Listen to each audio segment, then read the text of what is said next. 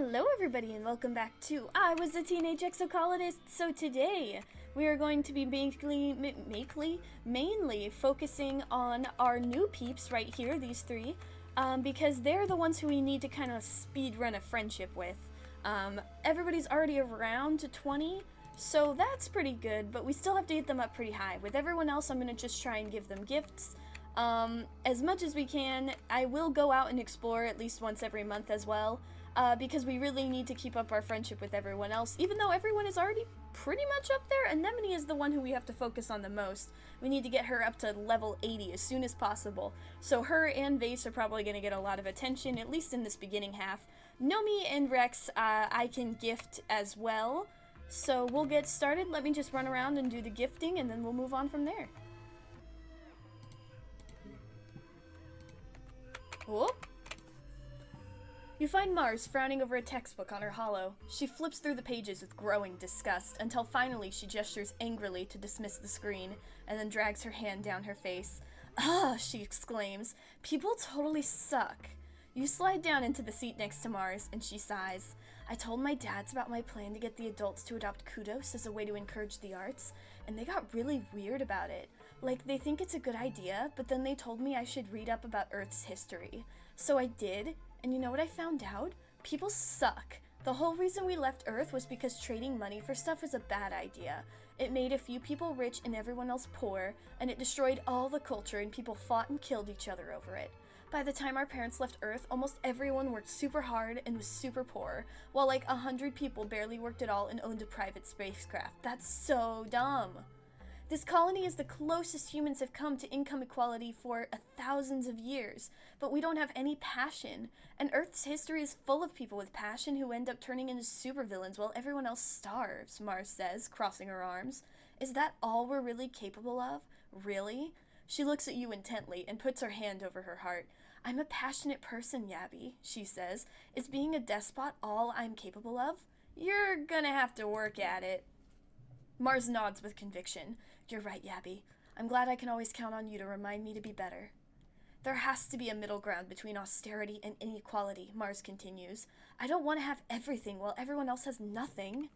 Like, yes, obviously I want to colonize this stupid rock, Mars continues. I want massive cities and glass skyscrapers and flying cars. I want to not have to fight off aliens every year. I want to pave over all these scungy poly trees and kill the stupid bugs. I want air conditioning. I just want everyone to have everything, even the stuff the adults think doesn't matter. We can't live like animals just because of the boogeymen of our past. One day, I'm gonna be running this place, Mars says. Just you wait, Yabby. I'm not gonna let us fall into the same patterns we did on Earth. We have to take care of each other and master this planet, but we also can't forget what makes life worth living. Luxury. What do you think, Yabby? Mars asks. Do you think I'm on the right track? How do we avoid past mistakes? Well, Mars starts, then furrows her brow in thought. I guess I thought, because we're already starting out equal, people would just be better. She frowns. You're right. It seems like wishful thinking, doesn't it? Well, at least I have you to bring me back to Earth. Fortuna. Mars smiles and clasps your shoulder. Thank you, Yabby. You always think of things I don't. I really appreciate that about you. Aw, you're too sweet. What's up, Tang? Tanjin is about to duck back into engineering when you approach. She winces and shields her eyes from the sun. She looks at you miserably, and you notice that her right eye is glowing faintly.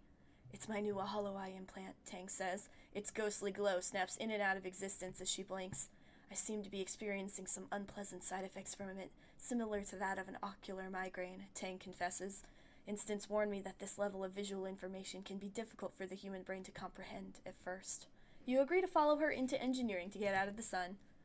It's similar to a holopalm, she explains, still holding her forehead and squinting, but with an infinitely large screen because it projects directly into the oculus. It used to belong to Dr. Instance, but she passed it down to me to help with my work. I'm sure you'll get used to it soon. Tang sets her jaw and nods, determined. I know I will. It's only pain. It's more than an implant, Tang continues as you follow her to the medbay labs. Hollow eyes are on the very forefront of human augmentation. They represent our next steps towards ascending as a species. She touches the red scar where her holopalm used to be. No more clunky screens, no privacy concerns, she says quietly. Elegant, integrated design. It observes the motion of my hands and uses it to generate an AR interface for my entire field of vision. It's partly powered by my own metabolism through the magnets embedded in my skull. It's beautiful. Nobody else is here. You hear the gentle hum of experiments running in the corner. This kind of technology is so far beyond what we're capable of reproducing in the colony, Tang sighs, rubbing her temple under the implant. Once they're gone, they're gone. Maybe Earth will send us a shipment of new ones someday, but I expect they've developed something more advanced since we left Earth. I suppose it's more likely they've forgotten about us completely. Not really. Bring, bring! The quiet hum of the laboratory is shattered by an alarm. Tang jumps at the sudden noise and shuts her eyes tight. I have to get this, she mutters, gesturing in the air to silence the ringing. The simulation I'm running is time-sensitive, she explains. The specimens require minute changes to their environment every 2 hours. Temperature, humidity, light levels. She grimaces. If we had better augmentation, this wouldn't be a problem. Oh, thank goodness. I can help you with your migraine. You are in the med bay, after all. You rummage around for a bottle of Triptans and a cold towel. Tangent grudgingly allows the migraine medicine and lays down on a med bed with a towel over her eyes. You shake your head. This girl needs to take better care of herself as you apply pressure to her temples. She slowly breathes in and out. After a few minutes, the tension on her face eases. I feel less human now, thank you, she says with a small smile. She wobbles over to her experiment, where she uses the computers to set the environmental parameters from what seems to be some sort of fungal growth comparison. When she's finished, Tang slumps down on the floor in a corner, where it's nice and dark. She folds her arms and lays her head on them. That should buy me 2 more hours.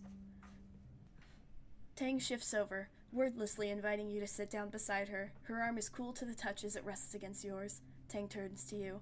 Thank you for your assistance. It was nothing. Tang gives you a slight smile, barely visible in the faint glow of her hollow eye. Then, thanks for nothing, I suppose, she says. Please don't tell Instance that my body is adjusting poorly to the hollow eye, she adds. It's only temporary. The stupid flesh prison is not allowed to draw the limits of my form. I won't. I'm good at keeping secrets. I've kept the secret of my time loop for a while.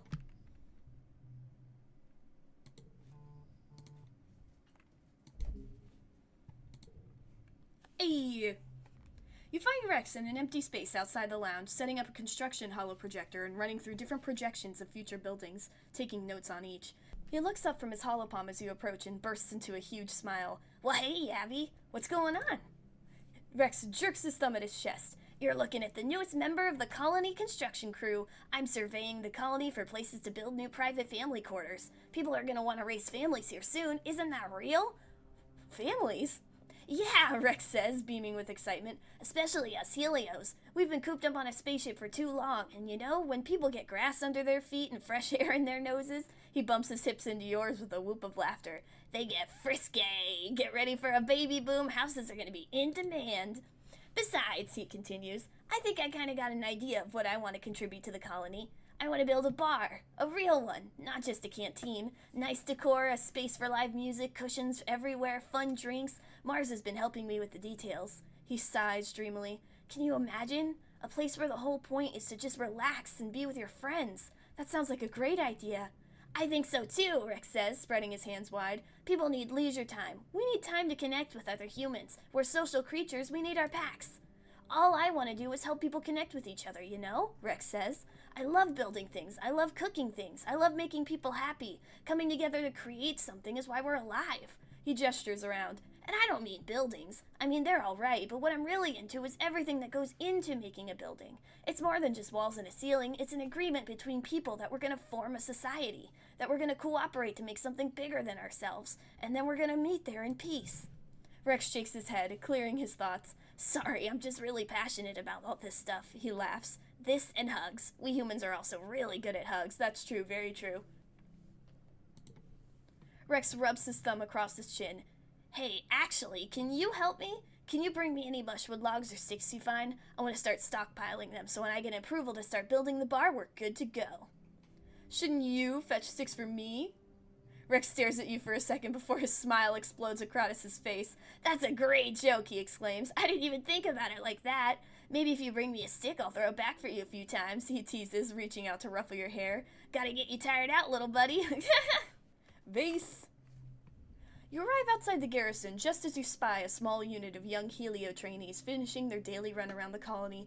Vase is easily in the lead. You swing yourself up onto the fence and watch as the group breaks up into pairs for the next drill. As unit leader, Vase goes around and corrects everyone's form and checks in on them before he spots you and trots over.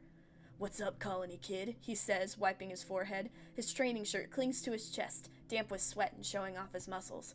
"Missed you out there today. Should come for a run sometime. You couldn't keep me away." "Hell yeah," Vase says, bumping his fist into yours. "Every day, at first sunrise. If you're late, you have to run it twice." "Been trying to get the other colony kids out here," Vase continues. "On the Helio, we were raised to believe that physical exertion does more than build muscles. It helps you think more clearly and boosts your immune system, too." He clenches his fists. "Not only that, but it strengthens the bond between brothers. It turns men into heroes." Vase looks like a hero, you think. Even just standing there, he has the same kind of presence as action heroes in the old vids from Earth. He's so confidently in his element that everything he does looks effortless. You can't imagine him skinning his knee or having his voice crack or tripping over his feet, all three of which have happened to you this week. Whatever you're doing, you look good. Face smirks and props his elbow on the fence, leaning into your space. "Yeah? You digging all this, huh? You're talking about my favorite subject, baby." He holds your eye for a few moments, unashamed. Vase picks up his water bottle and takes a big swig, rinsing out his mouth before spitting into the dirt. "Not everyone's cut out to be a soldier," he says. "I mean, if we don't have civilians like Tammy out there keeping the hearth, who are we trying to protect? And where would we be without people like Tangent giving us the intel we need?" He shrugs. "Anemone's pretty cool. She's got the right idea. And that Cal guy, he's got the muscle, but..." Vase shakes his head with a snort. "Honestly, you all lack the discipline. I'm gonna fucking discipline you with some fucking therapy." Alright, anyway. Let's head out, survey the plains, get some friendship with Nomi, and then come back. "My dude! Please don't die." Oh no. You think you see Sim running through the trees up ahead near the edge of a cliff. You call out to him, but your voice is drowned out by a screeching roar that shakes the forest. Alright, hang on, Sim. I know you're about to die, but I need to collect some items before your brutal murder. I'll be right back. Oh yeah, and I have to do something nice with Nomi too. Yeah, because if Sim dies, then we go back, and I have stuff to do. His death is gonna have to wait. You too, Nomi. I'll be right back. Nomi! You meet up with Dees and Nomi. They've stumbled upon something strange and are arguing over what to do with it. It's a big blue crystal, knee-high and warm to the touch. Looks like there's something inside it. "We gotta crack it open and see what's inside," Nomi exclaims. "It could be anything." "Are you a psychopath?" Dees retorts, clearly offended. "What if it's alive? Are you gonna screw with the ecological balance because you're bored?" "It's for science," Nomi pouts, turning to you. "Come on, Yabby will do it, right, Yabby?" Scan for a heartbeat. You use some surveying equipment to detect a heartbeat, proving that yes, it is alive. You can't tell much else since the scanner seems to be blocked by the crystal, but it's something. Nomi is absolutely delighted. The three of you happily leave it at that. Alright, good. Now, time to be sad. You think you see Sim running through the trees up ahead near the edge of a cliff. You call out to him, but your voice is drowned out by a screeching roar that shakes the forest. A manticore! You're feeling a remarkable lack of self-preservation today, so you holster your scanner and follow the noise through the trees. You find Sim fending off not one, but 3 manticores at the edge of the cliff, his back to the fatal drop behind. He's bleeding profusely from his hairline, and his left arm hangs uselessly at his side. He doesn't even register your presence as he tries to calm the beast with soothing sounds. One of the manticores knocks Sim off of his feet, and your heart lurches as a spray of stones clatter down the cliff. The beasts have him completely at their mercy. The lead manticore's delicate feet pin Sim's tattered clothing to the ground, spittle drooling from its misshapen jaws, and you watch Sim's expression twist with an emotion you've never seen before. Fear. Save Sim! It's not gonna matter, but we can still do it.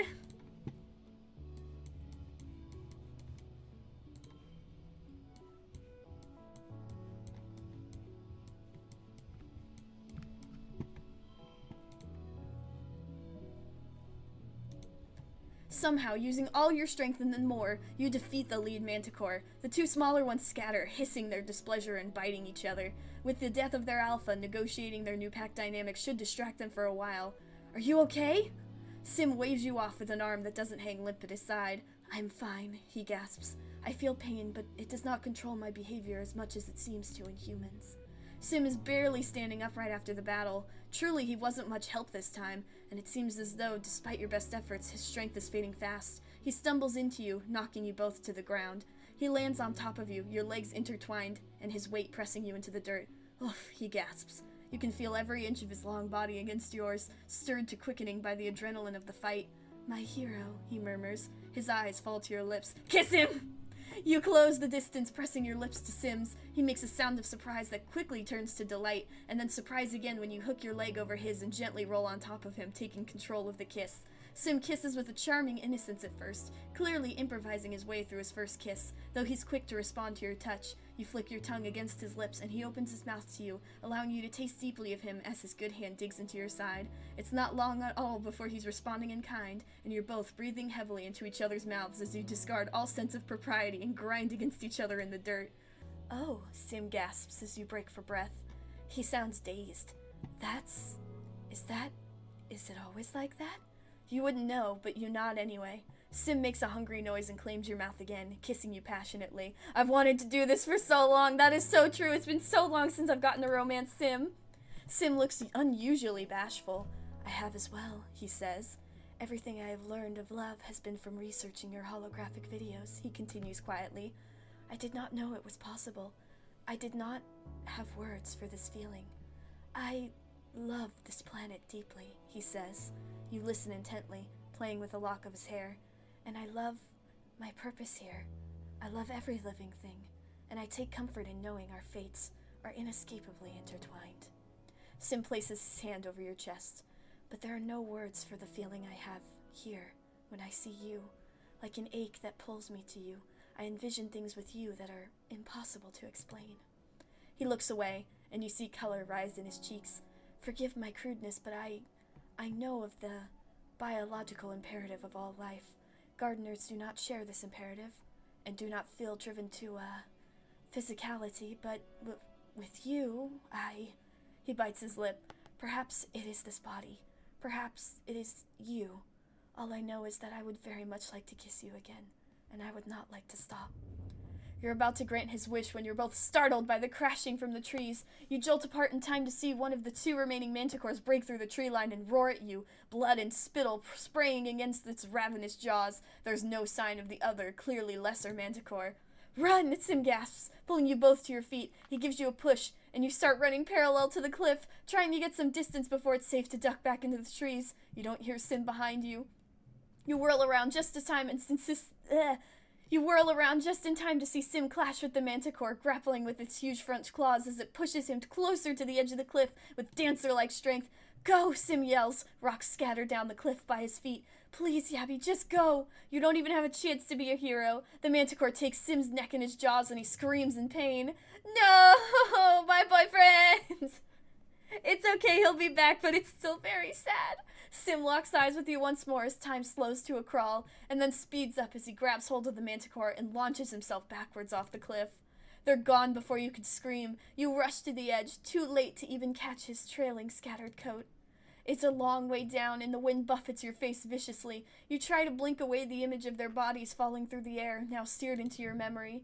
You turn away from the smudges at the bottom of the cliff, but you still see it. You sit down, stunned, and stay that way for a long time. How can he be gone like that? Just like that? Dead. There won't be any funeral for him, the alien who would be human. It's not like you can bring his remains home to be properly recycled. It's a small comfort that at least out here, it won't be long until nature takes its course. Sim would probably have wanted that, you think. With a heavy heart, you return to the transport station. You just want to go home. And now it's time for a birthday party! Hooray, my friend is dead. The sun rises again after glow, heralding its new year. It's your 16th birthday. You wake in your new quarters, blinking into the watery sunlight. Dust motes flow through the air, and you take a moment to enjoy the perfection of your bed while you listen to the sounds of the colony waking up outside. So much has happened in 1 year. Just a few short months ago, you thought your life was over. Now it's better than ever. There's plenty of food, and the colony is safe. You even have your own bedroom. You're considering snoozing until your parents wake up when your reverie is interrupted by a blinking holo message. It's a text from Tang. Oh, dang! Joyous observance of the anniversary of your birth, it reads. Another message comes in. That means happy birthday, of course. And then, in case you didn't know, Wow, a whole 3 messages in a row from Tangent. That's pretty gushy for her. Scrolling through your other messages, you see some gossip about Cal and Tammy. Apparently, they're dating now. Whoa! You check their relationship status on their profiles. Yep, both of them have changed to in a relationship. Your parents wake up shortly after that, and you order up your traditional birthday breakfast feast. Your dad gives you a big squeezy hug and tells you he's proud of you. Dang! We got a Tang birthday message. And we're also mourning, but, you know. It's fine. Let's go combat training then. Since we just watched our friend die, it only feels appropriate. Ooh, guard duty. Oh, I don't even get anything. That's right, I'm sad.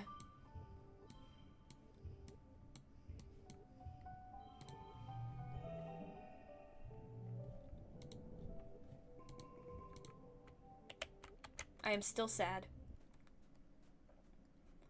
Alright, and now let's do some robots to get some friendship with Nomi, and then we'll do something with Rex, and then we'll swap back around again.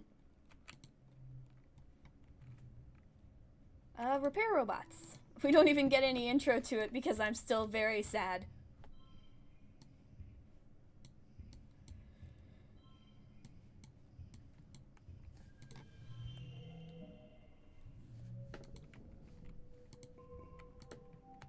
Alright, it's pollen, and I am no longer sad. This probably means we should go out and explore. I may do that just because if I can go to the ridges and the pollen area, then I can get some eggs, which we need. And I can get some stuff for Vase, too, who's the real problem child of getting people's friendship up. So it may mean that focusing on their friendship will be the latter half of the year, which I don't mind because this episode is already very long because somebody died and, you know, birthday party. One of those is more important than the other. Oh, he's so mean to me because I'm befriending Vase, too. He called me Vase's little bird. No, I'm your friend. Have some mushwood. It's your birthday and I brought you a thing. See, we're friends. Dang it, this is what happens when you try to be friends with everyone. Alright, let's see. Let's start with the ridge. And then the valley. Just to get some stuff done. Because the sooner we gather stuff, ooh, the better. You're about to set off on your gliders when Dee stops you. Actually, he says, looking around furtively, I want to show you a place I found when I was scouting. You look up from your holo map. It's not on any map yet, he says. It's special. I want to show you because I think you're the only person in the colony who'll understand what it means. You and Dee set off, hoping for a few hours before the trackers in your holopomps ping Utopia that you're not where you said you'd be. After a short trek off map, Dees takes you to a round door set in the side of a cliff. The door is glossy black and made of something that's part bone and part stone, like the rest of the convergent domain architecture you've seen. Unlike the ruins, this place looks, well, not new, but definitely well maintained. Dees touches his fingers to the center of the door, and it dilates like an iris, previously unseen seams folding in on themselves with a noise like rocks grinding together. Inside is a lumpy, smooth tunnel that reminds you unpleasantly of intestines. It looks like you could barely fit in there, on hands and knees. An unexpectedly cool wind ruffles your hair. Dive in there! You both crawl and inch your way through the tunnel to where the cave opens up, about 10 or 15 meters in. You stand in a cave that looks part organic and part intentional, a curious mixture of almost organic-looking stone growths, crystals, and glowing mushrooms in a riot of iridescent oil-slick colors, some of which look like they could be controls for an ancient bioweapon, like the Overseer's Den. You view deeper into the cave and obscured by layer-caked stalagmite pillars. Everything is dark but for the eerie glow. You're using your holopalms as flashlights, but it's air-conditioned. Cool, fresh air is blowing from vents in the floor. I haven't figured out what this place is for yet, Dee says, touching a mushroom with his fingertip. It puffs out a cloud of glowing spores and he sneezes. You spread out to see if you can decipher this place. Like, what the heck is that glowy thing on the ground? You pick up another strangely worn, glowing whatever it is. And how about that writing on the wall? There's a huge faceted crystal plate embedded in the wall, engraved with deep glyphs, convergent domain writing, you guess, and some kind of map? There are lines between the symbols. You trace your hand over it, but can't make any sense of it. When in the world is that console-looking thing? If it's a screen, it's all dark, like when congruence isn't active. Unlike congruence's colorful chassis, this has a decidedly alien tech feel. You fiddle around, touching things at random. Don't do that, hisses Dees, but nothing happens. What if I did this? Dees makes a shocked noise as the reality of the cave melts away and you find yourself back at the depot. Not back. Not entirely. You could still feel the cool, moist breath of the cave on your cheeks, can still smell the funk of the mushrooms, but everything else is exactly as you'd expect, as real as if you could reach out and touch it. You feel embodied, like you can feel the pressure of your 4 feet on the ground. Utopia walks through Dees, rematerializing on the other side to talk to one of other surveyors. Dees passes his hand through her image with amazement. Are they spying on us? He breathes. The image of Utopia doesn't seem to hear him. You take your hands off the controls and the cave returns. Dees blinks at you in the sudden gloom. What the hell was that? He says. It was like we were really there. Like we were seeing out the eyes of some kind of animal. Like we were the animal. Are the gardeners spying on us? Sim says they have eyes everywhere, Dees says. I didn't know he meant literally. We can't let Utopia know about this, he continues. We have to keep Sim's secrets. You agree to keep monitoring the station a secret. We will. I'm not selling out Sim, especially since he's technically dead right now. Not for long. Only for a little bit. Well. You're taking a sample at the base of a tree when you feel something patter off of your head and fall to the ground. It's a nut? That's strange. This species doesn't usually... You look up, and your stomach lurches when you realize you've been being watched this whole time. A pair of familiar eyes peers down at you from the branches. It's Sim? He grins down at you. Well. If it isn't the little human. Have you come to visit me, Sugarbug? But I saw you die! Did you? Sim says slyly. You'd think I would remember that. If you did witness my death, I apologize, Sim continues. He leans down from his branch, his long hair dangling just out of reach. I imagine I didn't enjoy it much either. Let's finish our unfinished business. You pout at Sim, trying to look kissable, but he just stares down at you, uncomprehending. My apologies, he says, but I'm not entirely certain what you mean. What business? You really don't remember? Sim's thin lips form an even thinner line. I'm afraid I don't. Did I offend you in some way? Death has a way of wiping the slate clean. He gives you a little smile. It's me. I'm the slate. Embarrassment burns in your gut. You can't find the words to explain the moment you shared on the cliff. How can you just die and come back?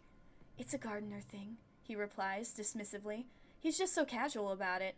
I make regular backups just in case. Backups? Sim gives you a little smile. Surely by now you know I cannot divulge the specifics of my role here. Doesn't stop you from hinting. Sim's smile grows wider, and he trills with laughter. I know. Oh, having a secret is much more gratifying than I expected it would be. I'm happy you're alive? Sim smiles graciously. I wish everyone felt that way, he mutters. One of my associates seems to feel otherwise. At your confused look, he waves his hand. One of the other gardeners, noctilescent. They really don't care for you humans, I'm afraid, and they're aware I've taken an interest in you. With a soft whoomph, Sim drops gracefully out of the tree and dusts himself off. He claps you on the shoulder. I'd watch out for them, if I were you, he says.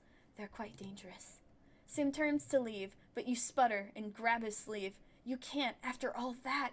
You deserve some real answers. Real ones. He owes you that. He turns to you, one arch eyebrow raised. What is it, Yabby? Are you really Sim? The one and the same, Sim answers, carefully prying your hand from his clothing. I acknowledge this is difficult for you to understand. He takes a deep breath, considering his words carefully. Humans have but one short window of consciousness, which encourages you to think of yourselves as individual points on the line of history. You are, quite clearly, not your parents or your grandparents, or your unborn children. You are your own marvelous creature. He places his hand on his chest. I do not disappear when this form dies. I am eternal, in a sense. I am all who came before me. I am all who will come after. I am my own legacy, symbiosis. What do you really do here? Sim gives you a blank smile. I'm a gardener, he says simply. I was created to be a gardener, and I imagine I will be one until my services are no longer required. At your look of confusion, Sim softens. Humanity is so concerned with purpose, he says sadly.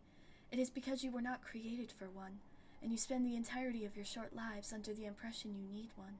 The concept of someone having a purpose must be seductive. He shrugs one elegant shoulder. My existence is simple. I act in the ways for which I was created. That is not an interesting answer for an individualistic species as yourselves, I am aware. Perhaps we must both accept that it may be beyond the human capacity to comprehend. He tilts his head to the side, as if listening to something, and squeezes your hand. I fear I have said too much. I hope I can see you again soon, and that all may be revealed to you. I hope I can kiss you again soon. And again and again and again. Oh. You're woken by the buzzing of your holopalm. It's a colony-wide alert. You rub your eyes and ponder the thickness of the air seeping into your bedroom through the open veranda door. It's an ominous but beautiful sight. The seasonal pale pink haze has turned into deep fuchsia, with scintillating silver sparkles floating through it. The shimmer! Thankfully, you've all been inoculated against the shimmer, because it looks like the bad year for the airborne spawns. To be safe, you stay inside and seal your doors and window tightly. You spend your time playing holo games with your dad. After a couple days, the pollen fog passes without incident. We have done it! Both parents have lived! Very anticlimactically, but we did it. I prefer it that way, though. It means that there wasn't some big crazy thing we had to do to actually have them survive. They're just here, and they're okay. Ooh, want to study together? You offer to help Tangent with her schoolwork, but she just shrugs you off. I'm not working on school anymore, she says. Chief Engineer Instant says I'm smart for my age, and my talents are wasted in school. She opens her holopalm and shows you some of her lab notes. Ugh, it's so much work, though, she complains. Honestly, maybe it would be better to be like everyone else. Unintelligent people seem happier. Just then, Nemi jogs by with a squad of soldiers, all marching in time. She gives you a little wave, and then cringes as the leader barks at her to keep her eyes forward. Tang shudders. On second thought, forget what I said. I'll keep being smart, thank you. Dees is relaxing in the back of one of the expedition vehicles, absorbed in a holo novel. You clear your throat, and he jumps, and gives you an awkward but genuine smile. Hey, Abby, he says, pulling his legs out of the way so you can climb in beside him. It's getting harder to find places to be alone here, don't you think? I'd kill to be out exploring, but Utopia insisted we have a rest day. He rolls his eyes. Dees closes his holo novel and sighs. It's just so crowded here, he complains, and it's boring. I'd rather be out there with Sim, learning about this planet, Dees continues, looking wistful. He folds his hand over his heart. He's so interesting. I could talk to him forever, you know? Like we really connect. Have you gotten much out of him? Yeah, Dees exclaims, sitting up straighter. Well, I mean, sort of. He says there's still stuff I'm not supposed to know yet, but I figured out a lot on my own. The biggest thing is that the planet is basically all connected, like a fungal network that's so old and complex that it's practically like a computer, he says, talking fast and excited. And not just the mushrooms, the trees, the animals, even the rocks and the water. Dees smiles. He didn't want me to know that one, he confides in you, but I guessed it. Remember how your dad got sick every year from the pollen, and it was actually fungal spores? Well, I just started thinking from there, and yeah, it's like every year the planet refreshes its communication network with fresh spores. It's so cool. I knew that one. Really? Dees says. Well, how about the fact that Sim is really old? Like really, really old, Dees continues. Like probably thousands of years old. It's like sometimes he talks about stuff from ancient history, like he was really there. Because he totally was. Dees laughs a little, but he still acts like a kid sometimes, you know? Like he loves holovids and candy and playing tricks. I knew that. Oh, right, Dees says. He said that you helped him get access to a holovid archive. Good job, by the way. Oh, and I've seen the other gardeners, Dees says quietly.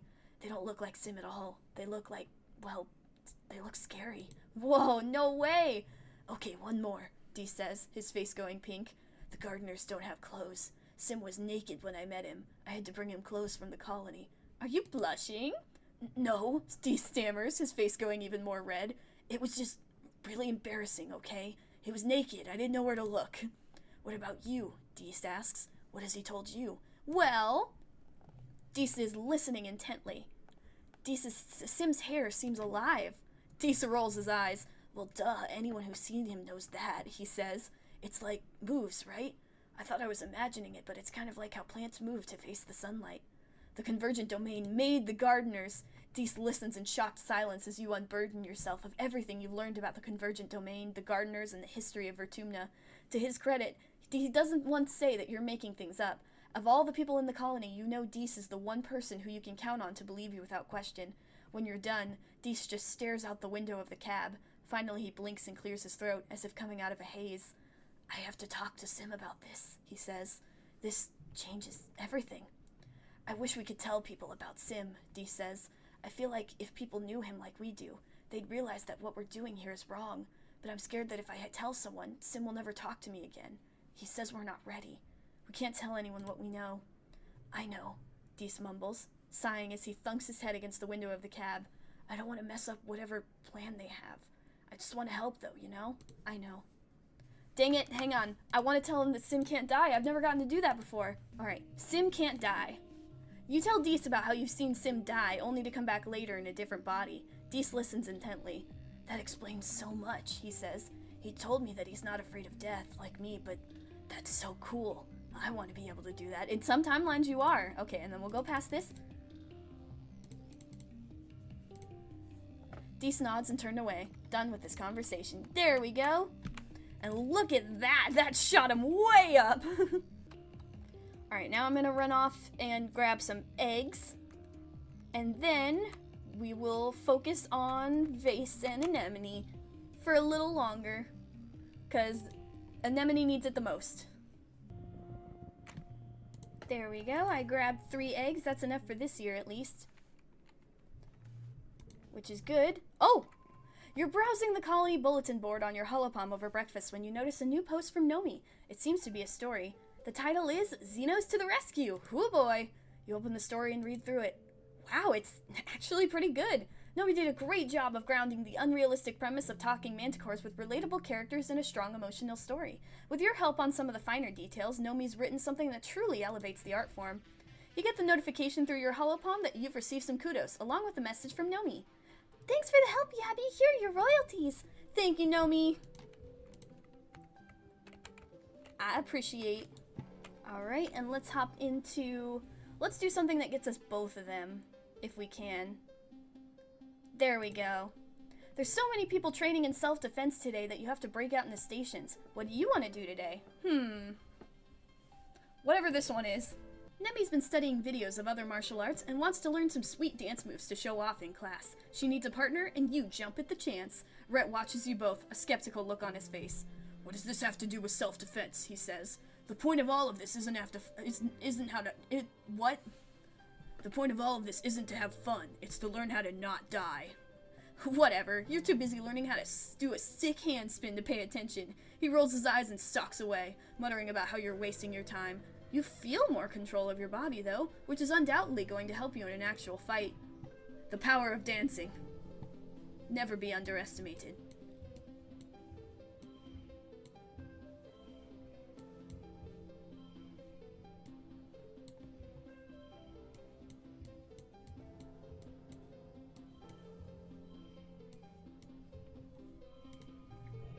There we go.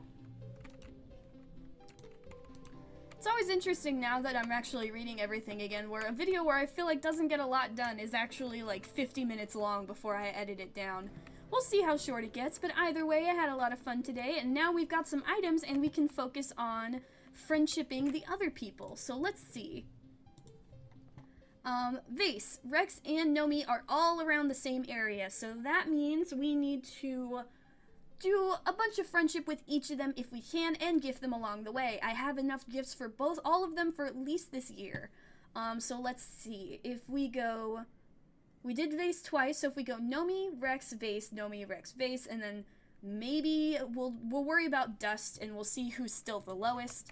But that seems like it could work pretty well in our favor, so we'll focus on them next time. We'll see if we can get some other characters into it as well. We've already raised our friendship with Dees and Tang quite a lot. They're the ones who are the highest right now. It looks like Anemone and Cal are the lowest, but some cakes will be able to fix that up pretty quick. And I have the money for it too, so that's good. So we'll be able to focus mainly on everyone else. But we'll worry about that next time. Until then, thank you guys for watching. If you enjoyed, please consider subscribing. Remember to take care of yourself, watch out for manticores during a romantic outing, and have a good day.